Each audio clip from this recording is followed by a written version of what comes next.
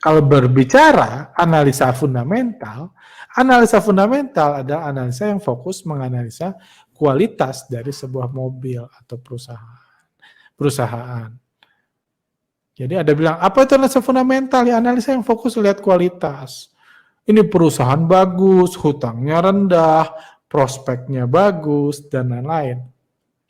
Hutangnya rendah, pertumbuhannya, growth-nya, PR-nya, manajemennya, semuanya itu lagi ngobong mobil dan mesin-mesin di dalamnya. Itu semua lagi ngomong mobilnya. Perusahaan bagus harganya belum bakal naik, bisa naik kalau ada supirnya. Kalau nggak ada supirnya banyak banget perusahaan bagus yang harganya nggak naik-naik.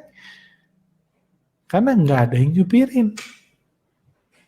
Nggak ada yang nyupirin. Kayak gitu. Jadi kayak gitu. Cuma bukan berarti kualitas mobil nggak mempengaruhi.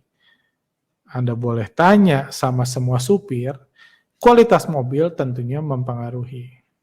Jadi bukan berarti analisa fundamental nggak ada gunanya, ada tetap. Pertama, karena misalnya mobil mewah, mobil bagus, punya ketahanan lebih panjang. Itu pertama. Mobil mewah punya ketahanan lebih panjang.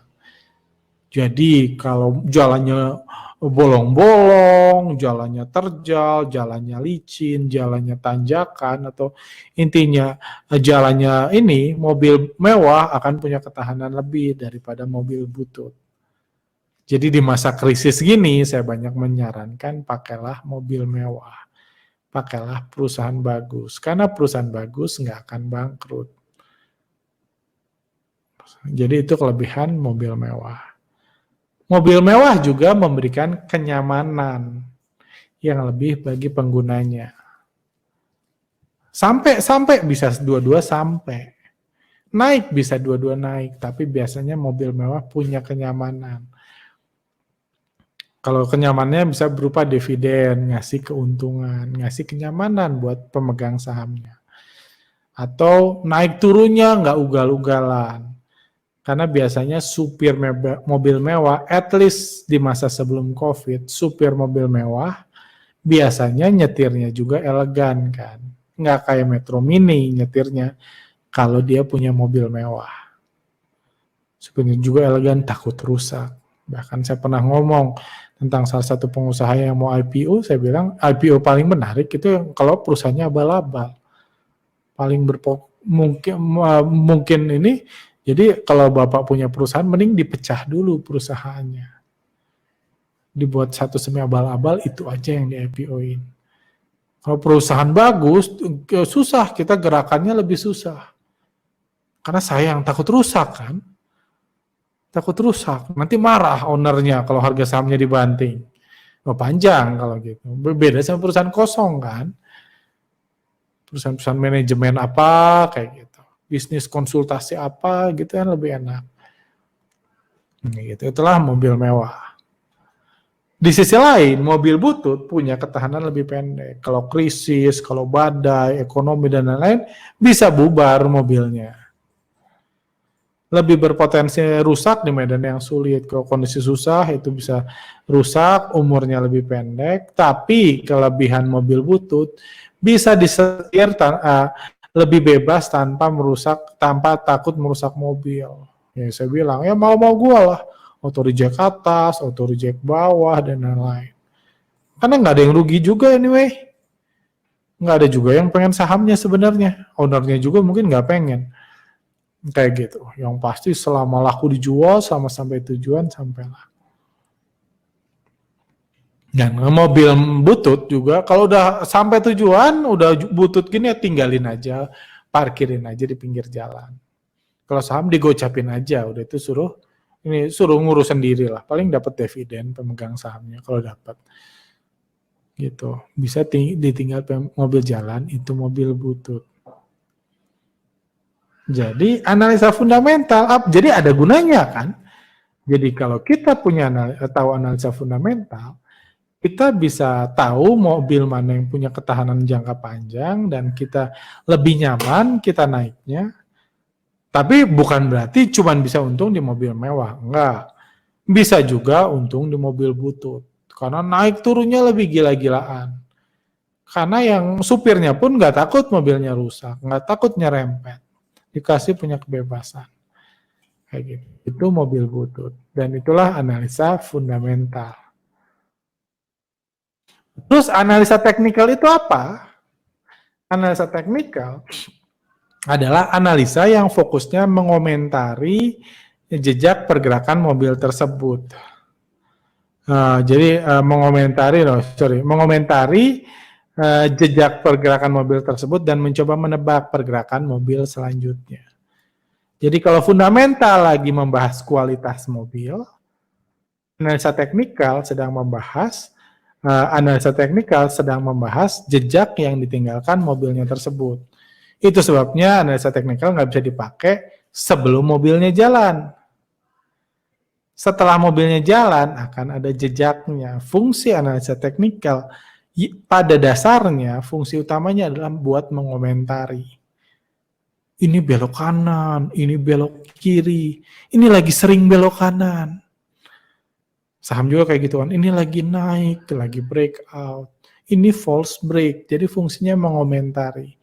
Analisa teknikal dibuat oleh seorang wartawan buat mengomentari pergerakan harga. Anda bisa lihat sejarahnya oleh Charles Dow, itu wartawan. Nggak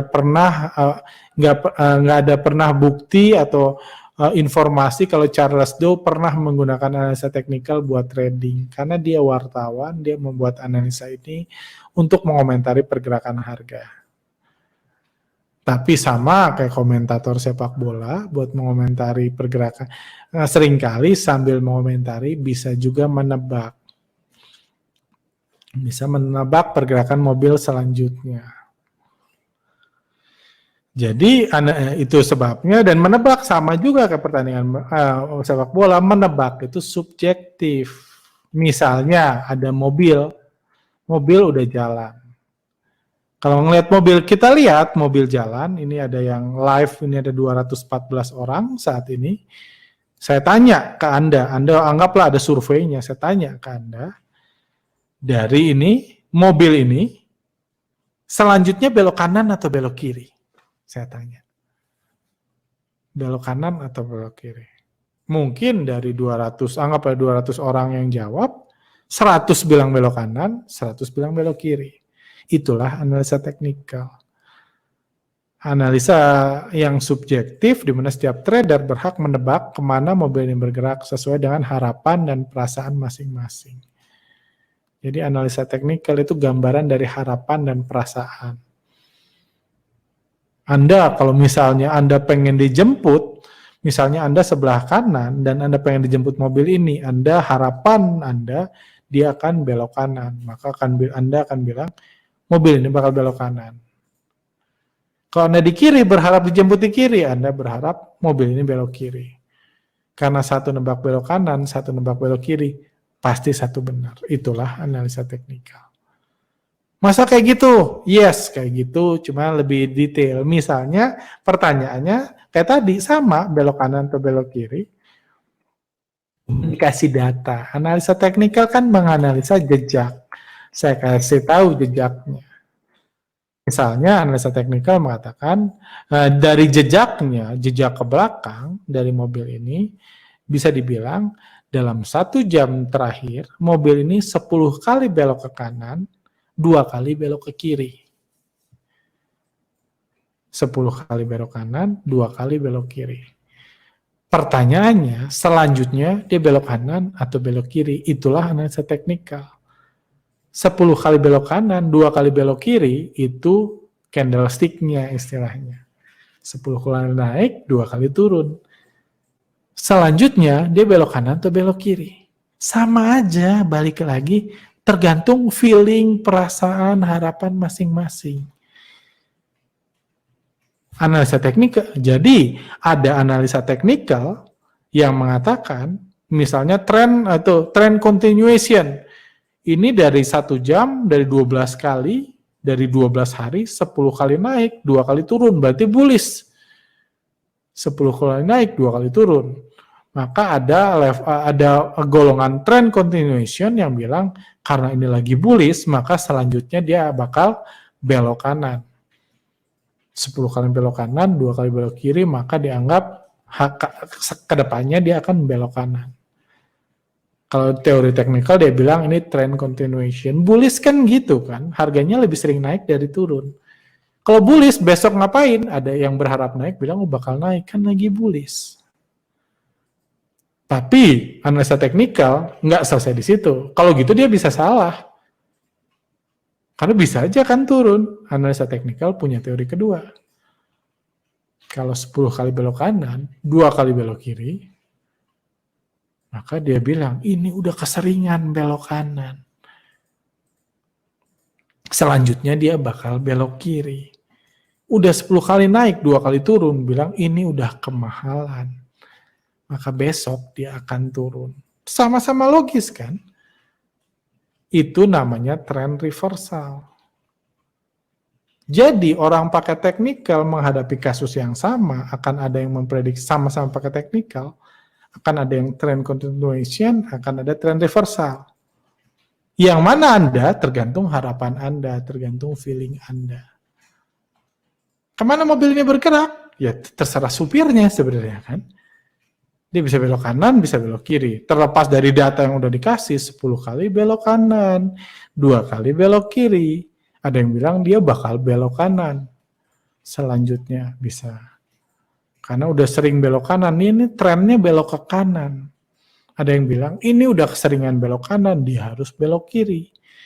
Satu trend continuation, satu trend reversal.